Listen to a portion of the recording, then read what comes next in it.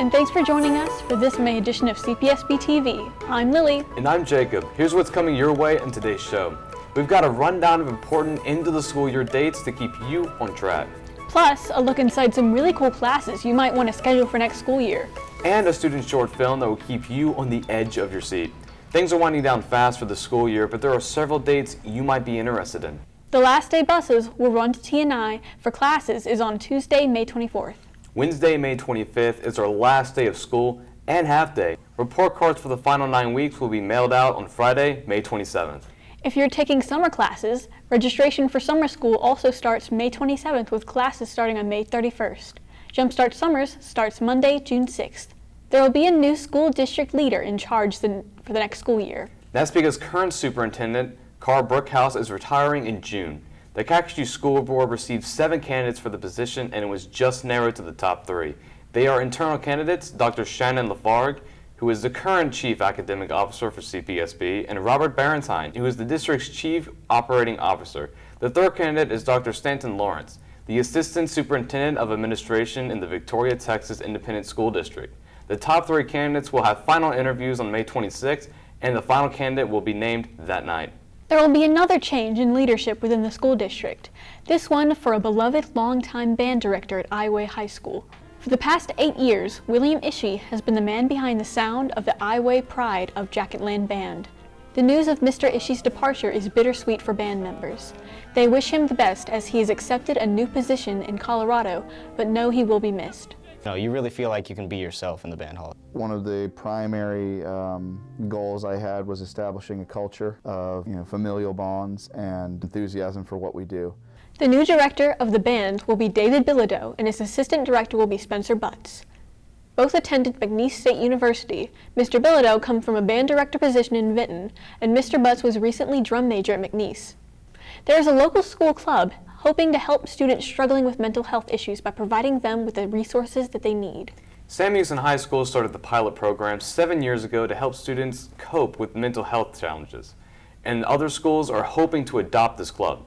It's called PILOT, which stands for Pure Initiated Leaders of Tomorrow. So the Pilot Club got started because there were a lot of students who didn't feel comfortable talking to other adults about their mental issues. And Ms. Jolie and Mr. Brown saw that need for somebody they could talk to freely and openly. And so they started the Pilot Club and started to just help students with counseling and peer support. Pilot was started here at Sam Houston about 7 years ago. We were the first to have it. And now it's spreading to other schools. At Washington Marion, Mr. Brown has started a branch of it there. Then Dutchtown High School in Baton Rouge has also started their own. Mental health is a serious issue, and as schools adopt similar clubs to Pilot, it can help students overcome their challenges. You are not alone. Chances are you've already made your schedule for next school year, but there's flexibility to change before August rolls around. We want to highlight a few of the hands-on CTE classes you may not know about. Let's start with our television production class here at College Street Vocational Center. Here's CPSB-TV's Connor Creel. That's the sound of Miss Britney Glaser, the instructor of the TV production program at College Street Vocational Center. But what's she teaching these kids about TV production? So they're learning the first few weeks of school just the basics of camera gear. Once they know how to operate camera gear, we're going into video editing. We do all sorts of short film projects, music videos, news reports. So they're really exposed to how to write, produce, edit, and distribute content. Teaching students basics all the way up to producing and distributing their own full-on productions? Now that sounds absolutely riveting to me, but how do the students appreciate the information that they're given? I've learned how to shoot, I've learned how to edit. I got certified, so I'm basically a pro. Glad I'm not the only one enjoying it, but do the skills they learn actually help them get into the industry? Well, for that question, we asked KPLC's own John Bridges, and this is what he had to say. From the staff that we've hired from this program, this specific program, it's amazing the experience that the students have when they come to work for the TV station. They immediately know what a camera is, they know what a switcher is, they know how to edit, and that puts you far and above any other applicant that's come in with no experience. It's important for students to get the skills they need before they go into a career. That's why I and many others agree that Ms. Glaser's television production class really helps. And if you're interested in video production, it's really good to give it a shot. But that's all for now. My name's Connor Krill of CPSB-TV. Thanks for watching. Students earn their Adobe Certified Professional credentials in television production class, and many students go on to study video production or work in the industry. Whether you want to be an electrician, chef, computer tech, or more, there's so many career classes here to connect you. Let's see what emergency medicine has to offer. Inside Christian Parsons' emergency medical responder class, students are learning how to be an EMT. Some students plan to become paramedics, and many we have talked to have said that they enjoy the fun, hands-on nature of the course. So the students in this class learn various skills on how to treat victims of medical emergencies, specifically in the pre-hospital setting, so this is before we get to the hospital. They'll learn things like basic CPR or basic first aid. They'll learn CPR on the healthcare provider level. They'll learn how to splint broken bones. They'll learn how to move patients to and from the ambulance, and then how to treat them on the way to the hospital so that when they get to the hospital, they'll hand them off to the emergency room staff. Some advice that I would give someone taking this class is not to be lazy, wanting to work with other people, be around other people. Students who are juniors or seniors can enroll in this class. First-year students can earn their EMR certification. Second-year students earn their EMT certification. And with that, they can work on an ambulance and provide pre-hospital care. If you're a student who likes to mess with computers or learn programming, there's a class where you can do that and more. This is Kurt Coburn's Computer Service Technology class. Students say it's a really fun environment where they not only build computers, but also learn how they work. We get to work on computers, take them apart. That's like really the first thing you get to do, to understand what parts of a computer do and how it actually functions if one thing is messed up and how the whole computer won't work. To get to see the kids actually being able to present new things or new ideas to the kids and getting that aha moment when they realize that they understand what's going on or grasp a concept that maybe they didn't understand before.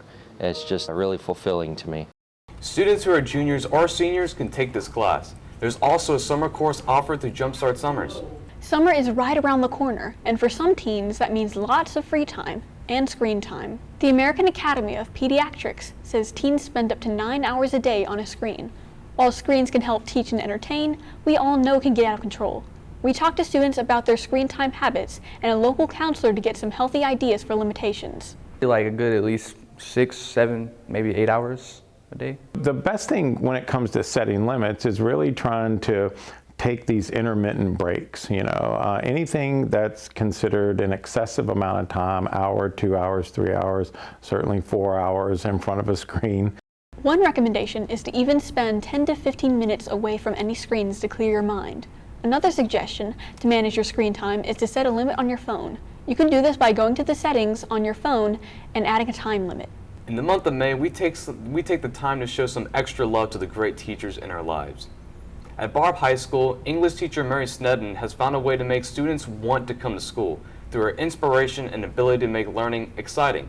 She's even been known to dress up like a giraffe in a costume. Ms. Snedden says the foundation of her classroom centers on mutual respect. Treating them like people, and I know that sounds like, of course they're people, but acknowledging that they are individuals and giving them respect instead of just authoritarian, you have to give me respect. They deserve respect too. And I think when they feel respected, it makes them feel safe. I feel like Ms. Snedden's classroom is a very safe place. She makes it a very inclusive space for everyone. She's just an all-around amazing person, and I'm so lucky to have had her for 2 years. There are actually 2 Sneddens on Barbe's campus. Mr. Snedden, who teaches U.S. history, is actually Ms. Snedden's husband. Before we wrap up, we want to share a film that gave students an opportunity to unlock their creativity. Still, this short film is a perfect fit for a possible movie.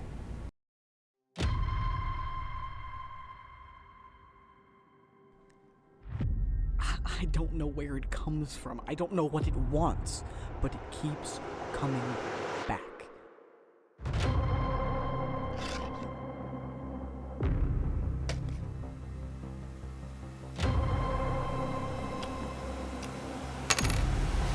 every single time I throw that thing away, it comes back. You don't know where this can take you. You don't know where this leads. This has the potential to be incredibly dangerous.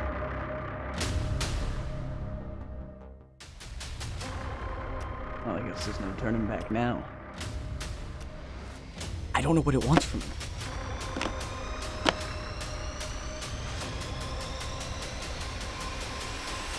You can't fight gravity.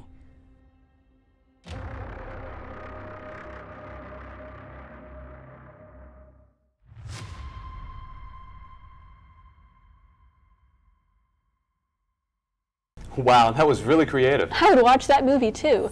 Well, that's a wrap for this edition of CPSB-TV. Thanks for joining us, and don't forget to follow us on all our social media sites. See you next time.